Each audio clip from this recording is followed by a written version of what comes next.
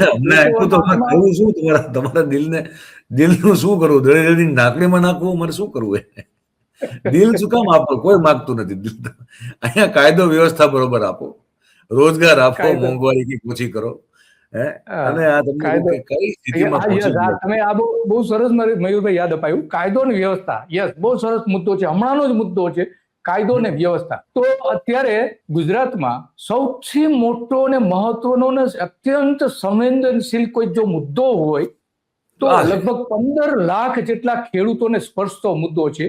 અને એ છે કે ગુજરાતની 2 જાણીતી કંપનીઓ, અહીંયા આપણે નામ નહીં લઈ શકીએ કેટલાક કારણોસર, એ 2 કંપનીઓ, લોકો જાણે છે કઈ કંપની છે, એ 2 કંપનીઓની વીજ લાઈન પસાર થઈ રહી છે. આવી 22 વીજ લાઈન આખા ગુજરાતને ચીરીને છેક કાશ્મીર સુધી જવાની છે, રાજસ્થાન જવાની છે, મધ્યપ્રદેશ જવાની છે અને મુંબઈમાં પણ જવાની છે. જે આપણા કચ્છમાં અને જામનગરમાં વીજળી જે પેદા થવાની છે એ બધી ત્યાં જવાની છે.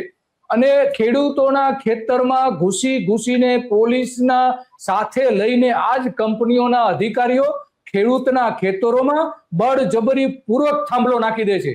ત્યાં બતાવો, બળજબરી પૂર્વક હજારો થાંભલાઓ નાખી દીધા છે અને હજુ હજારો થાંભલાઓ નખાવાના છે.